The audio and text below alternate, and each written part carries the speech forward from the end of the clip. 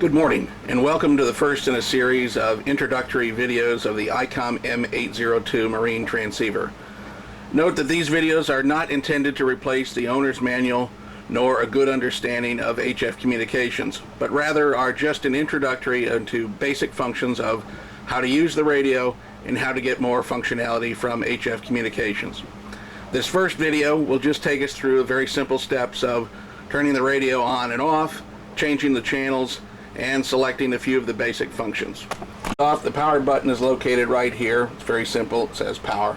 Press this button for about half a second, turns the radio on. Another press of this button for a half a second will turn the radio off. Pretty self-explanatory there. Once you've turned the radio on, of course you'll hear it click if the transceiver is next to you or near you, and the display will come on. The volume control is right here next to the power button. And as you can see, sometimes all you'll have is static. Other times you'll actually have a signal on the last channel that you had selected.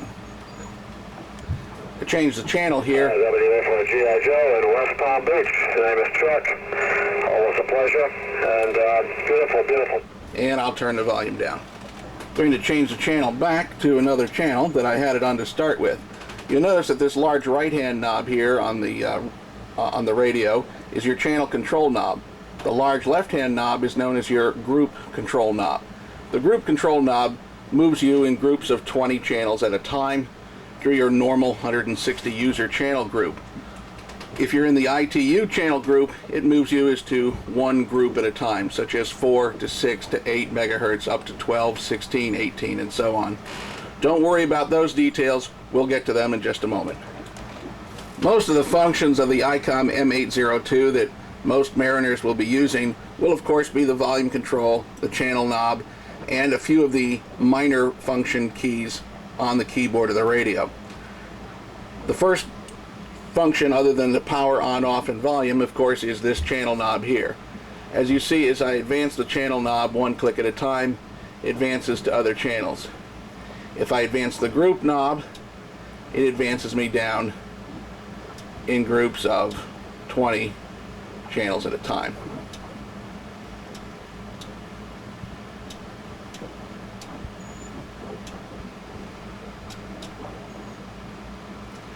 Now you'll notice that some of the channels that I'm selecting might not be the same as that you're on your radio.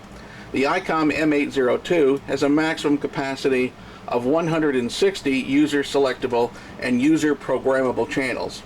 These channels can be programmed by yourself, hence the name user programmable. They will be different on different radios.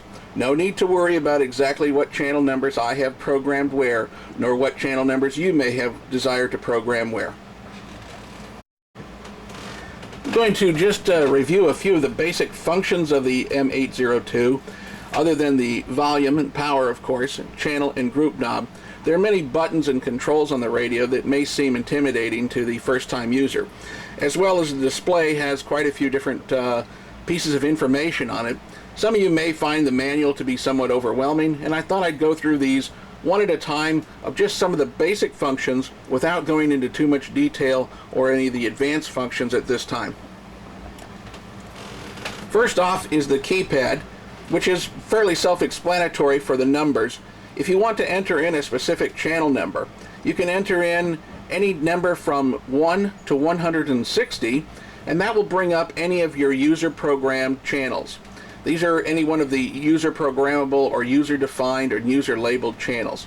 As an example, I know that I have channel 101 programmed as Herb's WeatherNet frequency. So I'll just enter 101, enter, and it takes me right to that channel. Or if I wish to go to the amateur radio 20 meter band for the Maritime Mobile Service Net, I would enter in my channel that I have programmed for it, which is 125. I would hit 125, enter. It's just that simple. Of course, I can still use the channel control knob and select the channels manually.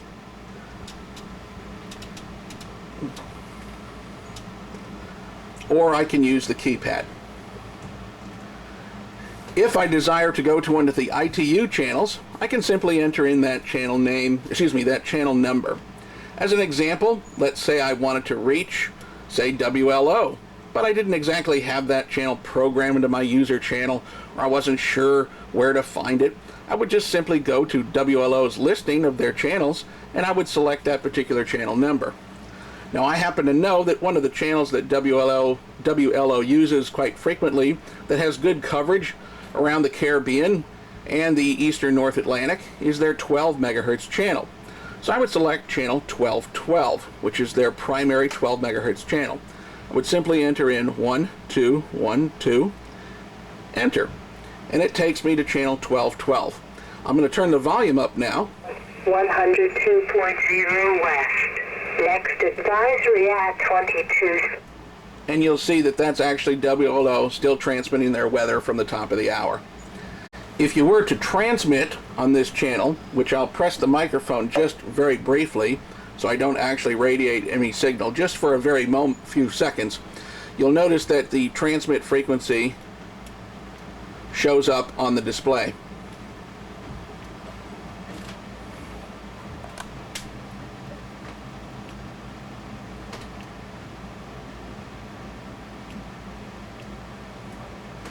You'll also notice that the TX symbol, which stands for transmit, shows up in the display. And the RX symbol, which is up here at the top, disappears when you transmit.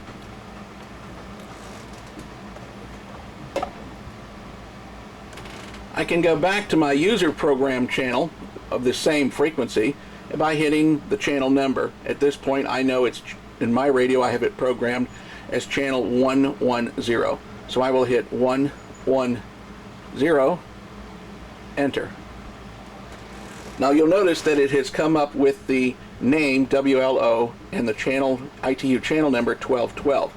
That is information that I personally have programmed into the radio. This little asterisk symbol that I have at the end here notifies me that this is one of their primary channels. Although WLO does use multiple channels all over, they have about a half a dozen of their primary channels that they always monitor with the volume turned up. You'll notice it's about 1/4 past the hour and you don't see any signal strength reading here for WLO on 1212. And if I select 8 megahertz, you also don't see any signal strength reading there. I'm going to turn the volume up so you'll hear nothing but normal atmospheric background noise. As I go down to my 8 megahertz channel, you'll notice there's a little more noise on that channel. Please remember I am tied to the dock and I am surrounded by houses and boats and other industrial devices. So some of the noises that I will have on here, you will probably not have when you're at anchor somewhere in a nice quiet cove or sailing offshore. I specifically zoomed in on the display here so I can show you the GPS information that shows on the display is your actual GPS position and the UTC time. This information is taken from the NEMIA input from your GPS receiver that you have connected to the NEMIA input of the Icom M-802. If you do not have this display showing, you really certainly need to hook up a GPS receiver to your Icom M-802 transceiver. This allows your GPS position, which is of course your exact location, to be transmitted along with your distress message should you find it necessary to hit the red distress key and transmit a DSC or digital selective calling distress message. We're going to get more into that later, so don't worry yet.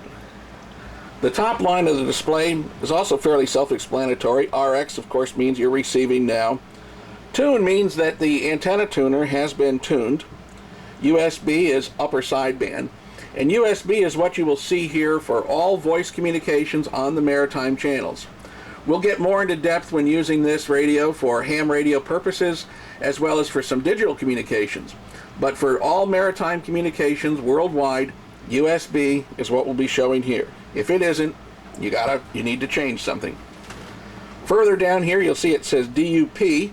That means duplex. That means that your radio is transmitting on one frequency and receiving on another.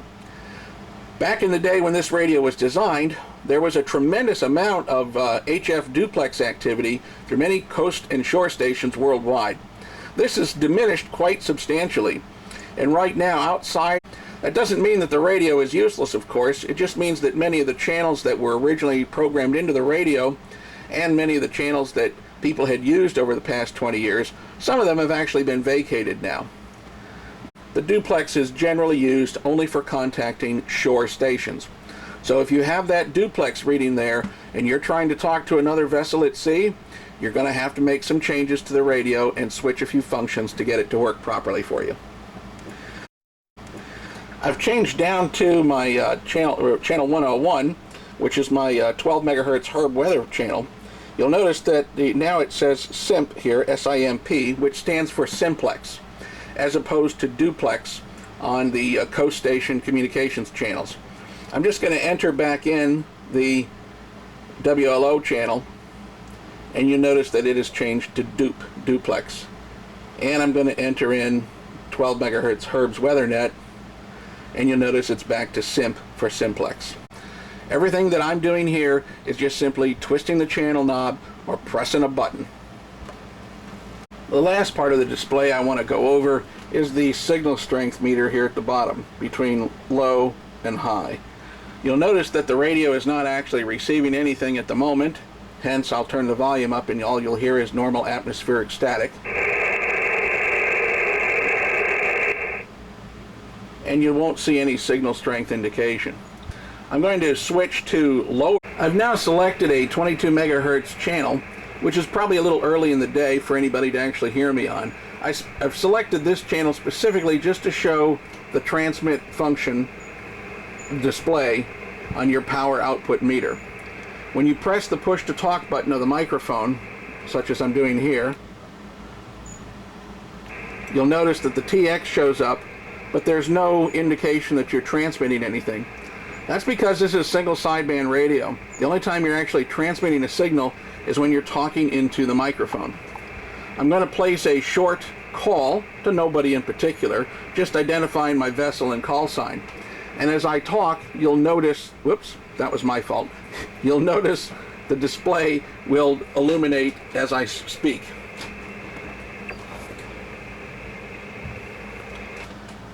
This is Sailing Vessel Annie Laurie, Whiskey Delta Bravo 6927, testing on 22 Alpha. Sailing Vessel Annie Laurie, Whiskey Delta Bravo 6927, testing 12345. Speaking into the microphone from approximately 1 to 1.5 inches away. This is a good distance to use. I'm talking in a normal tone of voice, but I'm not whispering, nor am I shouting. Just like you were if you were having a conversation with someone across your kitchen table. Think of that. Try to enunciate your words and your syllables correctly, and most people will find your signal to be much easier to understand. Once you get to use the radio more and more, you'll become a lot more comfortable and familiar with how to speak on it. Again, one last time. This is Sailing Vessel Annie Laurie, Whiskey Delta Bravo 6927, testing 12345. A panel mounted power SWR meter here, which this left needle will swing up as I talk. The right needle would only swing up if I had reflected power or poor SWR. You'll notice that this meter will not swing all the way to 150 watts because this is not a peak reading meter. It will lag behind my voice peaks. You'll probably notice only about anywhere from 20 to 50 watts of transmit power when I speak. But don't worry, that's just the meter that shows somewhat slight movement. This is Sailing Vessel Annie Laurie, Whiskey Delta Bravo 6927, testing 12345.